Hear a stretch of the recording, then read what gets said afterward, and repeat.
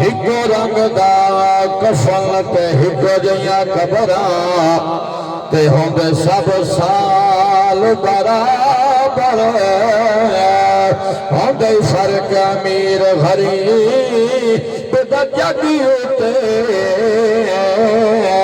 سب قبرستانوں برابر یہ گنہگار سی وجدوگ بسڑ سی تیری میری جان برابر دے میں شرنوں اکٹھے تیسنا پتھی واسط خانوں برابر دے میں شر دے اکٹھے تیسنا پتھی واسط خانوں برابر دعا جہاں وچے ویکھ آئے بچڑے علی دے سردار جڑے جڑے بندے اس گل تے یقین ہے بندہ کو اچھا کیا کہ سبحان اللہ دعا جہاں وچے ویکھ آئے بچڑے علی دے سردار جلا جلا انہاں کولوں پلے بیڑے پار دعا جہاں وچ ویکھ آئے بچڑے علی دے سردار جنہ جنہ نیت لئیے ہو بدی نماز جگہ چپ دی نماز تھی بیٹھو بنا کے سبحان اللہ اور جنہ جنہ نیت لئیے ہو بدی نماز کئی بو علی بنے کئی شعباز ساڑھے لئے شفا دائے ذریعہ پریدہ دے دربار دعا جہاں وچ ویکھ آئے بچڑے علی دے سردار توجہ فرمائے جو بھی تو سردان دیا نبیاں دیواراں ہلا زلفاں واللیل دیا بڑیاں مہاراں ہلا مورے نبوات پہ کھیل دے رہ حسن حسین سوار دعا جہاں وچ ویکھ آئے بچڑے علی دے سردار ہنا بڑا وقت ہے ایک ہی علمان دی شان پیش کر کے حاضری مکمل کو لکھو سبحان اللہ اولاد لولون کریں دیا نی تو بھویں چکیاں پیویں ماوا پتر ین موڑ جشامی کر لایا ساری رات تلیویں ماوا اللہ پاک لطیف ناراض ہو گئے یہ ناراض قریبیں ماوا ماوا مرن دلو کبھی مروے دل شالا سب دیا جی ویل ماوا اے دیا گوڑیاں جگتے چھاوا حلت دیا نہیں تر جاونا ایک وار دے ماوا لب دیا نہیں تر جاونا ایک وار دے ماوا لب دیا نہیں اوپر پہلے لگ جانتے بندے نے فرمایا کھل سارے جگ تو چنگے نے اور کسے تو جو وفاوا لب دیا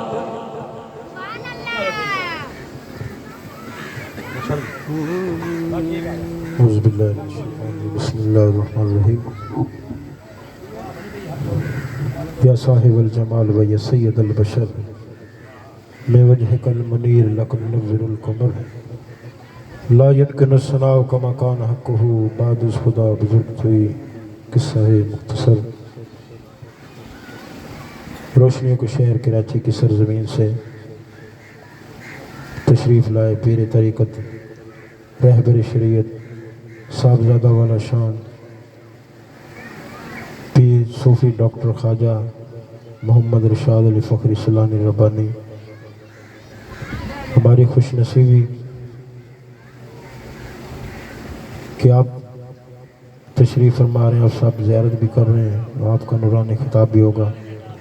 نعرہ تکبیر، نعرہ تکبیر، نعرہ تکبیر، نعرہ رسالت، نعرہ حیدری، نعرہ غوثیہ، فروغ عشق مصطفیٰ۔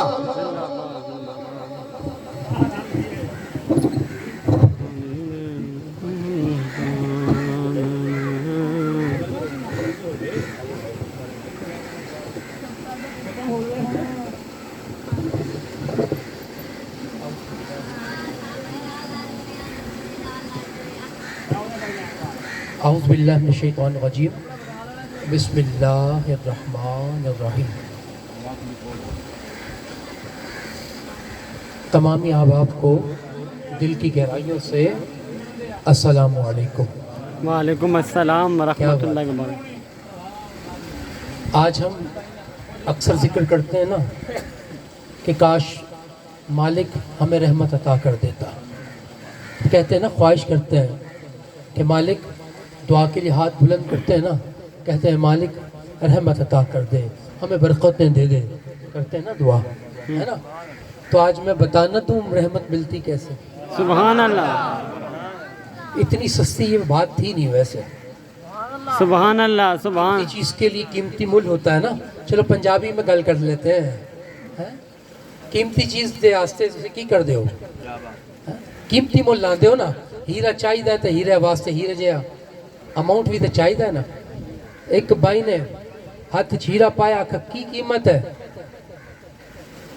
آکھا صرف 2 روپیے، اور ہیرا ٹوٹ گیا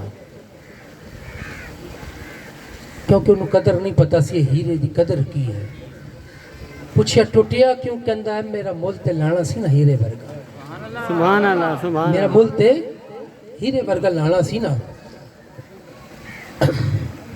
میں نے کہا کہ رحمت چاہیے، آپ نے کہا ہاں چاہیے۔ میں نے کہا فارمولہ نہ بتا دوں، سبحان اللہ، تو سبحان آپ نے کہا اللہ، بتا دیں، تو میں نے کہا سبحان اللہ تو کہہ دے نا، سبحان اللہ، سبحان اللہ، سبحان اللہ۔ سبحان اللہ کہہ دے نا۔ ہیرے کا مل لگتا ہے، ہیرے کی قیمت لگتی ہے، تو اس طرح لگتی ہے، السلام علیکم۔ اس طرح لگتی ہے کہ جتنا قیمتی ہیرا ہوگا، جتنے کیرٹ کا ہیرا ہوگا، قیمت اتنی زیادہ ہوگی۔ جتنی بڑی میں بات کرنے جا رہا ہوں، میں چاہتا ہوں آپ کی سبحان اللہ بھی اسی انداز سے ہونا چاہیے۔ سبحان اللہ، سبحان محفل میں جاتے ہیں اکثر میں نے دیکھا ہے، بھائی محفل میں گئے تھے، ہاں گئے تھے، کیا سنا یار؟ وہ تو یاد نہیں، پر اے بڑا پتہ ہے کہ وہ بولنا بڑا چنگا ہے۔ سبحان اللہ۔ ٹھیک ہے، السلام علیکم۔ بے شک مائک سے آواز نہ ہے، آپ کے دل سے آواز آنی چاہیے۔ کہہ دو ذرا سبحان اللہ۔ الحمدللہ۔ اچھا بھائی سونا بولتا، بولیا کسی انہیں دسیا کی، وہ نصیحت ہاں کی جی، اور کل ملا نا۔ وہ کوئی نصیحت تے کیتی ہوئے گی نا، تو میں کردا فون فری ہو گیا۔ ہوتے یاد ہی نہیں۔ یارو کی کر رہے ہو؟ کہ نماز پڑھنے آ۔ کی کر رہے ہو؟ نماز پڑھنے آ۔ امام صاحب نے تو پہلے اللہ اکبر کہہ دی سی، تو اتنی دیر کیوں اللہ اکبر کی تھی؟ کہ مینوں ذرا کعبہ دیر نال نظر آندا ہے، سبحان اللہ، سبحان مینوں ذرا کعبہ اللہ۔ دیر نال نظر آندا ہے۔ تو مینوں لگ جائے پتہ کہ آج جنگ دے علاقے دے لوگ جدو سرکار دا ذکر سندے نا تے قیمتی گل نو کس طرح دا مل پاندے نے، کس طرح دی چاہ نال سندے نے، ذرا پتہ چل جائے۔ ایک بار ہاتھ بلند کر کے کہہ دو نا ذرا سبحان اللہ۔